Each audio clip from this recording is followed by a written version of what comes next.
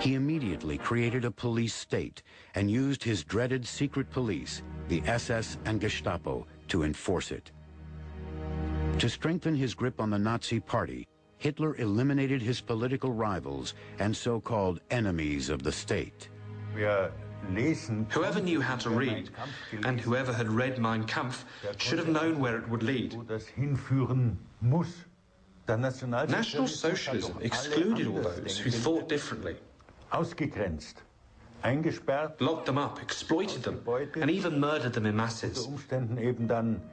Simply because they did not want to succumb to the system. Hitler.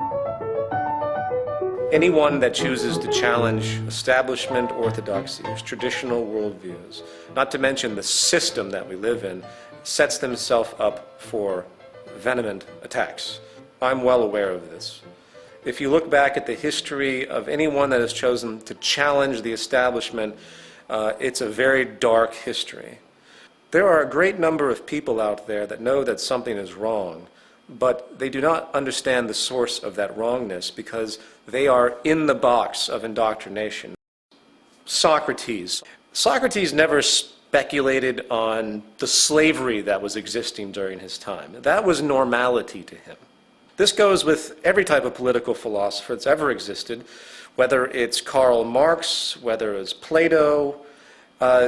They're all locked into an established paradigm, and their thought processes can only go so far.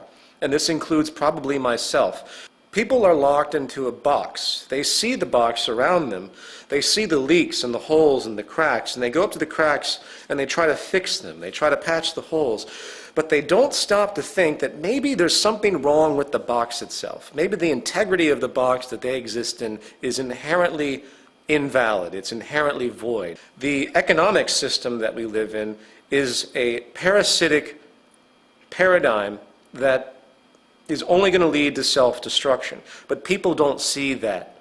So if you attack the economic system for what it actually is, everyone's feathers go up. Everyone says, well, wait a minute, this is the world we all live. We live in a profit-based, labor-for-income world, cyclical consumption. This is what we're used to. We understand we have division of classes. You know, they throw in human nature. They throw in everything that will try to make it seem like it's a part of the natural order of reality when it in fact is not.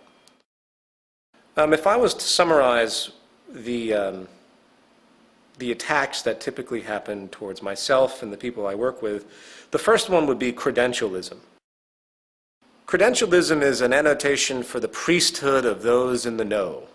Now, bear in mind, this is a gradient of relevance. Obviously, I'm not going to go to a doctor, if I can help it, that has absolutely no credentials in the surgery that I might need performed. They require instruction and experience to do so. But when it comes to the other side of the spectrum, when it comes to the simple analysis of information, when it comes to the analysis of history, when it comes to economics, because it is a contrived system, it has no basis in anything else in general operation. It's not based on laws of physics. It's not based on any aspect of scientific law that has any relationship to planetary operation. Then suddenly it becomes very relevant to speculate as to what these things actually mean to society. It's a double-edged sword when you get a master's, bachelor's, PhD in a particular medium, because think about what you're actually doing. You're going through a curriculum that's been completely established for you by the institutions that have existed prior. When it comes to social things that have a great deal of subjective variance, you lose objectivity in that sense because you're literally indoctrinated into the beliefs that are presented. To get a degree in economics, which is probably the most wasteful thing you could possibly do, is to be completely indoctrinated into the idea that what you're studying is actually a science and actually has some type of relevance to anything. So when I get emails from PhDs in economics that try to debunk the aspects that we talk about, it becomes quite clear to me that the reason they have such an objection is really an emotional one.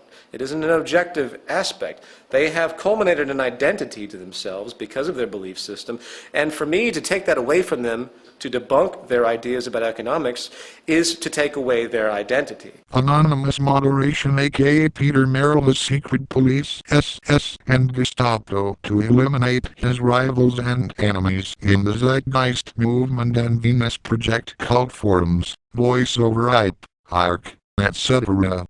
Gavin Palmer 1984 says, I think I like the semi-anonymous moderation so long as anonymity is only for members, because mods need to be able to recognize the actions of each other. Darkdancer says, Hi Gavin, indeed we have set the system up so that we can still review the moderator's actions per person. Moderators under this system have been asked to be as unbiased as possible and respond as clinical as possible, if you will. We hope this will be an improvement of this forum's moderation. Gil. VTV says, and since they have number designations, if you have a problem with a given moderator you can still report them and such.